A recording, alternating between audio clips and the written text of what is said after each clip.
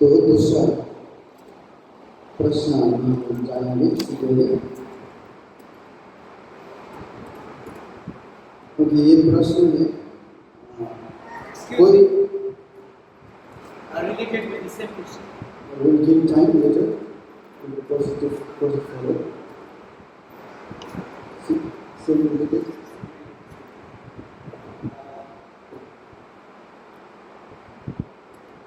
Sorry. ये इसी question से सवाल से संबंधित मेरा भी कुछ डाउट है जिसकी जब आप व्याख्या कर रहे थे तो आपने पिता पुत्र पवित्र आत्मा वो मतलब सेपरेटली इन लोगों का एक परिचय बताया। पिता का कार्य अलग है, पुत्र का कार्य अलग है, पवित्र आत्मा का कार्य अलग। मेरा सवाल ये है कि क्या परमेश्वर एक है या उनका तीन चरित्र है? क्या परमेश्वर एक ही है और उनका तीन चरित्र है? उनका 300 तीन 300 तीन भिन्न जन। तीन भिन्न। तो इसका मतलब हम ये नहीं कह रहे हैं कि पिता 33 इतना परसेंट पिता परमेश्वर है और 33 या 32% जो भी मैथमेटिक्स आपको पता है तब जाके 100% एक परमेश्वर बनता है, वो नहीं।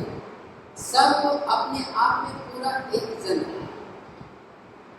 जैसे पवित्र आत्मा ने बोला के बारे में, जब हनन्याह और सफीरा ने क्या किया, जहाँ पाप किया वहाँ पवित्र आत्मा उन्होंने बोला, जो प्रेरित थे उन्होंने बोला तुमने पवित्र आत्मा को शोधित किया।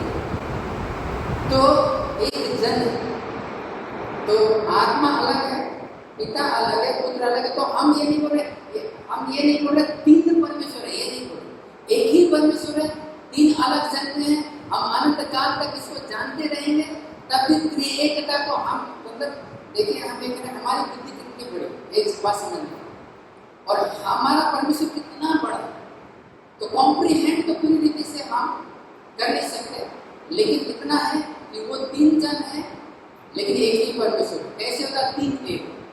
हम जैसे मुस्लिम लोग बोलते हैं कि आप अनेक परमेश्वर की उपासना करें, हम अनेक परमेश्वर की उपासना करते एक परमेश्वर जो एक ही काम करता है, तीनों जन मिले।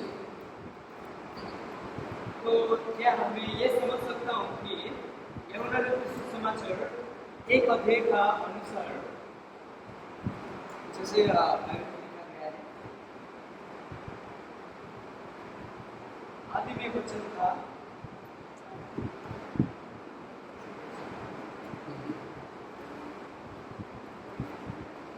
आप जब उदाहरण दे रहे थे एक अंडा को लेके, हालांकि वो एक प्रॉपर उदाहरण नहीं है, लेकिन उदाहरण दे रहे थे, तो उनका भी तीन भाग आप वहाँ पे मेंशन कर रहे थे, तीन भाग जो कि एक एग्जैक्ट ट्रांसलेशन नहीं है, एग्जैक्ट उसका ये नहीं है, ये मेरे लेकिन जब यूहन्ना रचित सुसमाचार को देखते हैं, आदि में वचन था और वचन परमेश्वर के साथ था और वचन परमेश्वर था। यदि यही आदि में परमेश्वर के साथ था, सब कुछ उसी के द्वारा उत्पन्न हुआ, और जो कुछ उत्पन्न हुआ है उसमें से कोई भी वस्तु उसके बिना उत्पन्न नहीं हुई। ये हुआ 3 तक। 14 में पढ़ना चाहता हूँ थोड़ा। और वचन देहधारी हुआ और अनुग्रह और सच्चाई से परिपूर्ण होकर हमारे बीच में डेरा किया, और हमने उसकी ऐसी महिमा देखी जैसे पिता की इकलौते में महिमा। और इसी से रिलेटेड में और एक वर्ड्स पढ़ना चाहूँगा, उत्पत्ति का पुस्तक 1 अध्याय में, आदि में परमेश्वर ने आकाश और पृथ्वी की सृष्टि की। पृथ्वी पेड़ों और सुनसान पड़ी थी और गहरे जल के ऊपर अंधियारा था, तथा परमेश्वर का आत्मा जल के ऊपर मंडराता था। परमेश्वर का आत्मा मतलब यहाँ पे त्रिएक परमेश्वर का यहाँ पर भी कुछ नहीं देख पा रहे हैं। और आप जब एक्सप्लेन कर रहे थे तो वहाँ पे पिता का एक अलग प्रतिरूप हम लोग देखते हैं, वहाँ एक अलग रोल देखते हैं, पुत्र के एक अलग रोल देखते हैं और पवित्र आत्मा के एक अलग रोल देखते हैं। लेकिन यूहन्ना रचित सुसमाचार के आधारित वहाँ पे वो वचन जो हम लोग उत्पत्ति में देखते हैं, आदि जो वचन, और यूहन्ना पुस्तक भी पत्री भी यही कहता है कि आदि में वचन, तो वो वचन देहधारी बन गया। तो क्या हम लोग कह सकते हैं कि परमेश्वर ही यीशु मसीह? तो यहाँ नहीं वही बोल रहे, यीशु मसीह तो परमेश्वर है, यहाँ यही बोल रहे, एक आदि में वचन था और वचन परमेश्वर के साथ था। ये वचन किसके साथ था? और उसकी क्रिया के लिए वचन ही परमेश्वर था। मतलब यहाँ परमेश्वर है, यहाँ वचन है, और दोनों परमेश्वर है। कहने का मतलब है वो परमेश्वर के साथ था, ये एक से अधिक जन की बात है, दोनों एक जन नहीं, दो अलग भिन्न जन की Okay. सॉरी, और कुछ हो सकता है सारे प्रश्न के उत्तर नहीं मिले तो आपको पवित्र आत्मा से हाँ जी, आगे साथ मतलब बात ये यूहन्ना का 1 का 14 अध्याय में लिखते हैं कि जैसे अभी थोड़ी देर पहले आपने कहा कि मैं पिता के पास आता हूँ में, और मेरा तुम लोगों के लिए एक सहायक भेज रहा। तो उसमें भी यहाँ पे डिवीजन दिखाई दे रहा है, वहाँ पे भी विभाजित किया गया है। तो इसको हम किस प्रकार से देखते हैं, मैं इसको मतलब किस प्रकार से समझूं? तो आपका प्रश्न है ये तीन जन तो दिखेंगे। जी हाँ, तीन जन मतलब तीनों का अलग अलग कैरेक्टर दिखा रहा है, तीनों का अलग अलग अस्तित्व दिखा रहा है। तो मतलब तीन परमेश्वर तो हो ही नहीं सकता, क्योंकि त्रि एक परमेश्वर का बातें हो रहा है, ये तीन अलग अलग बात है, लेकिन ये तीनों का आपस में किस तरह से एक आपस में कैसे एक, तो वही बोल रहे हैं यहाँ पिता पुत्र पवित्र आत्मा तीन भिन्न जन है। पुत्र पिता नहीं है, पिता पुत्र नहीं है, न पिता आत्मा, तीनों भिन्न जन, तीनों परमेश्वर है। हमारे तीनों परमेश्वर है, तीन परमेश्वर नहीं। ये अद्भुत रहस्य, ये रहस्य स्वर्ग में भी हम लोग तो हम स्वर्ग में जाएंगे तो किसको देखेंगे जी? यीशु को देखेंगे, क्योंकि आत्मा पिता किस रूप में नहीं, पिता तो अलग है, पुत्र भी अलग है, आत्मा भी अलग है, लेकिन पिता जो है आत्मा वो उसका रूप नहीं है, उसको हम रूप दे नहीं सकते, लेकिन यीशु ने शरीर को धारण कर लिया। तो इसीलिए हम, क्योंकि वो हमारे जैसा होता है, इसीलिए हम यीशु को देखेंगे और पुत्र ही पिता को प्रकट करता है। तो मतलब ये नहीं बोल रहे पुत्र के अंदर पिता छिपा हो। तो मैं ये समझ सकता हूँ कि जैसे मरकुस सुसमाचार में जब यीशु का व्याख्यान हो रहा था, तो उसमें तीन कैरेक्टर वहाँ पे आप देख पाते हैं कि यीशु मसीह आता है, बपतिस्मा लेता है, उसी समय एक आकाशवाणी होता है और पवित्र के रूप में पवित्र आत्मा का उतरना, आगमन प्रभु यीशु मसीह के ऊपर उतरना हम लोग देखते हैं। तो एक परमेश्वर, लेकिन उनका तीन प्रतिरूप, तीन भिन्न जन। इसको आप साफ से देख सकते हैं। जब यीशु स्वर्ग जा रहा था उस समय उसने क्या बोला, मत्ती कह सकते हैं, वहाँ पे लिखा है तब यीशु ने कहा इनके पास कहा पृथ्वी स्वर्ग और पृथ्वी का सारा अधिकार मुझे दे, इसलिए जाओ और सब जाति के लोगों को चेले बनाओ। उन्हें क्या करो, पिता पुत्र और पवित्र आत्मा के नाम से क्या करो, बपतिस्मा। कितने जन का नाम, तीन भिन्न जन नाम, पिता पुत्र और पवित्र आत्मा, क्योंकि तीनों के द्वारा हमारा उद्धार हो, तीनों हमारा परमेश्वर, एक परमेश्वर। अभी हो सकता है सारा जवाब नहीं मिलेगा, माफ करिए, लेकिन बेचारे ये भाई की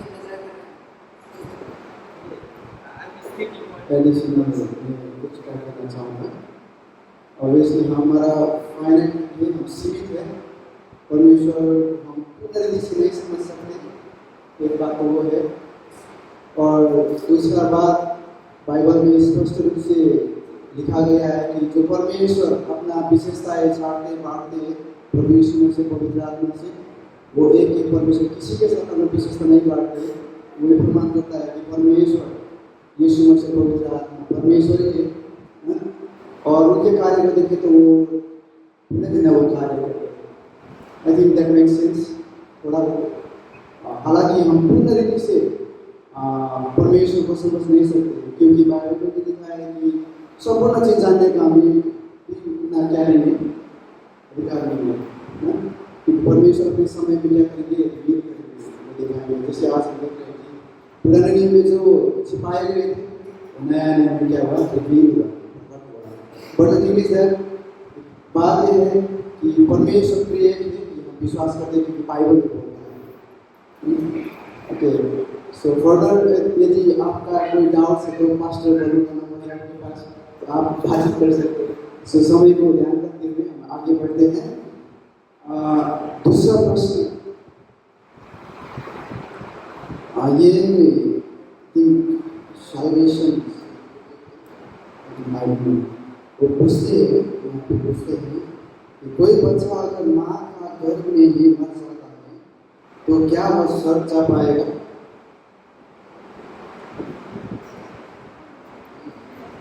तो स्वर्ग कैसे कोई जाता है? यीशु मसीह के द्वारा किए गए कार्य के द्वारा। व्यवस्था विवरण 29 के अंदर कई चीजें हैं जो प्रभु ने गुप्त रखा, जो प्रकट नहीं किया गया, उसका हम बाल का ख्याल नहीं कर सकते, लेकिन जो जितना जीवन जिया है उसके हिसाब से प्रभु एक दिन प्रकट कर देगा। तो बच्चे के बारे में बहुत स्पष्ट नहीं है, लेकिन ये स्पष्ट है कि सब लोग पापी जन्म से माता के गर्भ में। दाऊद बोलता है कि मैं माता के गर्भ में कैसे, जब माता के गर्भ में था तभी से मैं क्या हुआ पापी। तो प्रत्येक मेरे बच्चा अभी 4 महीने गुस्सा वो भी दिखाता है, तो गर्भ में है, वो गर्भ से ही तो पापी आदम में होने के कारण से। लेकिन इस बारे के बारे में एक दिन हम सब, मैं भी आपके साथ तो आंसर बहुत सिंपल है, हमको बहुत सी दुखाने का जरूरत नहीं है, परमेश्वर को उम्मीद करेंगे। और हम धन्यवाद है कि उन्होंने हमें क्या किया है, और हमको पता है कि भविष्य में उन्होंने क्या किया है।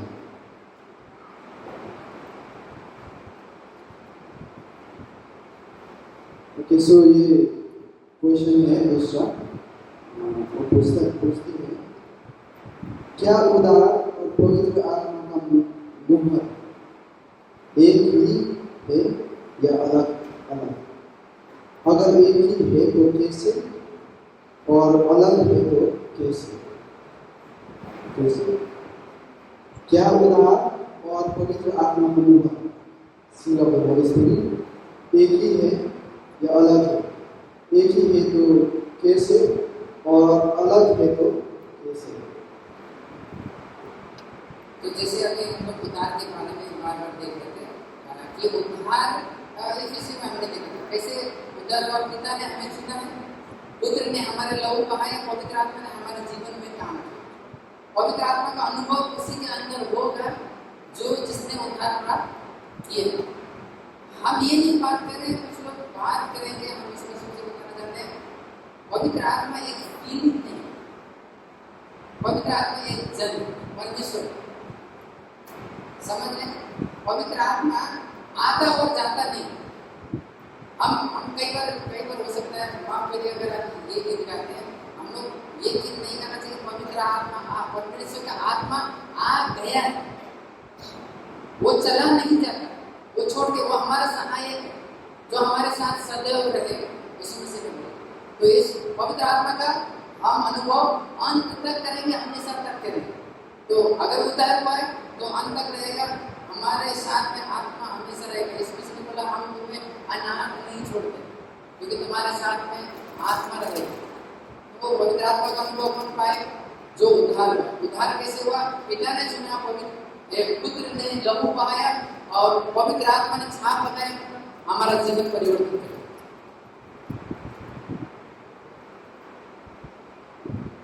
ये हमारे पास को क्लियर करता है उदार इसके स्वरूप में बताया, और ये पिछले सेशनों में भी यही चीज़ों के बारे में बात कर रहे थे। मूविंग फॉरवर्ड, ये सिर्फ वेरिफिकेशन लिखा है, क्या कोई जन्म से क्रिश्चियन होता है? बस वेरिफिकेशन। हाँ जी, जन्म से कोई क्रिश्चियन नहीं, कोई पैदा क्रिश्चियन कोई नहीं होता। और वहां पे क्या बोला है? सब लोग, जब यूहन्ना ने भी प्रचार किया, यीशु ने बोला सब लोग क्या करो? विश्वास करो और पश्चाताप करो। किस बात से पश्चाताप? अगर बच्चा पश्चाताप, अगर वो जानेगा नहीं, बपतिस्मा लेने से कोई विश्वास ही नहीं होता। मैं अपने बेटे और बेटी को चर्च लेके जाऊंगा, ये मेरा कर्तव्य है, उसको इस चीज के बारे में बताऊंगा, ये मेरा कर्तव्य है, लेकिन उससे वो विश्वासी नहीं बनता। विश्वासी होता है, जैसे मैंने बोला उस समय भी अभी बोलूंगा, अगर मान लीजिए आपको कैंसर है तो इलाज किसका? पापा का होने से तो आपका ठीक नहीं होगा। तो पापा क्रिश्चियन है इसका मतलब बच्चा क्रिश्चियन नहीं, लेकिन उसको व्यक्तिगत अनुभव है, व्यक्तिगत हमको स्वयं उसको हमें पाप मानना पड़ेगा, मैं पापी हूँ, पवित्र आत्मा हमारी अगुवाई करेगा, पुत्र ने जो कार्य किया उसके कई लोग बोलते हैं जब से आप मसीह हैं हम कैसे पैदा हम पाप में हुए।